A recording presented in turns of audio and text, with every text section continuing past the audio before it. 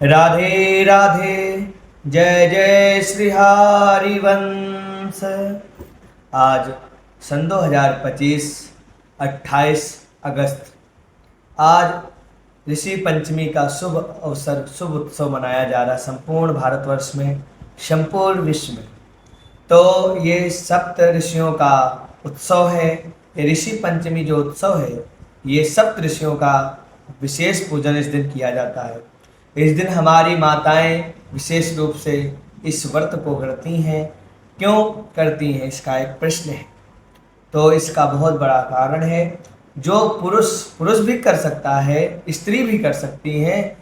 जिन स्त्रियों को किसी कारण से द्वेष लग जाता है, तो इस व्रत को करने से उनका ये जो द्वेष है वो नष्ट हो जाता है। जैसे कि क्या होता है, माताएं रजस्वला समय में होती हैं, तो वो अपने घर में कई बार रसोई में या अपने घर के पुरुषों को स्पर्श कर लेती हैं, तो उससे उन्हें अपराध लगता है, पाप लग जाता है। एक कथा मिलती है। हम जब ऋषि पंचमी के विषय में जानकारी प्राप्त करते हैं, तो एक कथा श्रवण करने को मिलती है कि एक बार एक स्त्री और पुरुष बहुत सुंदर जीवन व्यतीत कर रहे थे। लेकिन क्या हुआ, एक बार जो वो स्त्री थी, उनको रजस्वला समय जब आया, तो उन्होंने अपने पति का भी उसमें स्पर्श किया, अपने पति के लिए भोजन इत्यादि की व्यवस्था कर दी, जिससे उन्हें पाप लग गया, अपराध लग गया।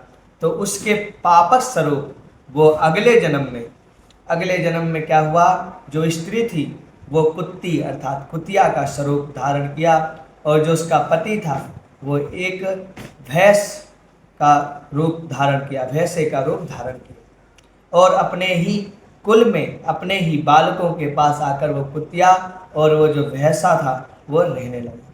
एक दिन क्या हुआ, उनके जो पुत्र थे, वधू थी, और जो पुत्र था उसने ब्राह्मण संत महापुरुषों का भंडारा किया।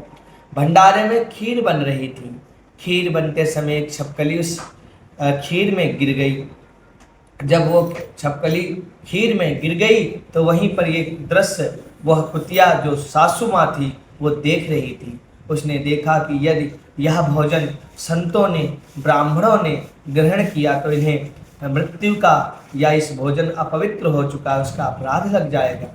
तो उसने क्या किया, बनती हुई खीर में अपना मुख डाल दिया, जिससे उसका मुख भी जल गया। यह दृश्य उसकी बहू देख रही थी। उसकी बहू ने उस कुतिया को बहुत पीटा, बहुत पीटा। वो बेचारी लहू लहान हो गई। उसने शाम को जाकर के अपने पति जो भैंसा स्वरूप में बंधा हुआ था उसके द्वार पर पुत्र के, उससे जाकर अपनी पीड़ा कहने लगी कि देखो, हमने तो अपनी बहू का भला करना चाहा, लेकिन उसने तो मुझे बहुत पीटा, बहुत पीटा। तो जो उसका पिता था पुत्र का, उसने कहा, क्या करोगी, हे हमारे जो अपराध हैं, हमारे जो पाप हैं, उनका तो जो पाप लगा है उसका दुख तो भोगना ही होगा। जो सासू थी, हाँ जी, उसने संबोधन किया। यह सब जो दृश्य था, ये जो वार्तालाप थी, उसका पुत्र सुन रहा था। उसने जा करके ब्राह्मण ऋषियों से पूछा कि प्रभु, हमारे माता पिता इस योनि में गए हैं, इसका समाधान कैसे होगा, कैसे इस पाप से वो मुक्ति पाएंगे। उन्होंने कहा कि जाओ, जो सप्त ऋषियों का ऋषि पंचमी उत्सव है, व्रत है, उसको करोगे तो ये मुक्ति को अवश्य प्राप्त होगी। पुत्र ने और पुत्र वधू ने, दोनों ने इस ऋषि पंचमी के व्रत को किया और अपने माता पिता की मुक्ति कराई।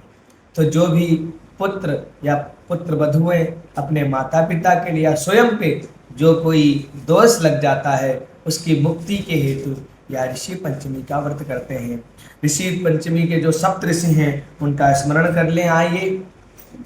कश्यपोत्री भरद्वाजो विश्वामित्रोऽथ गौतमः जमदग्निर्वसिष्ठश्च सप्तैते ऋषयः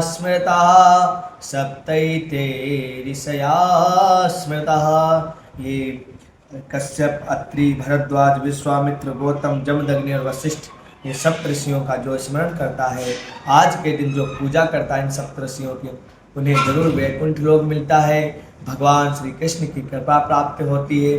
और उसे गौलोक, वैकुंठ लोक, अनेक अनेक जो संत महापुरुषों ने लोग जो दिव्य लोक बताए हैं उनको वो प्राप्त करता है।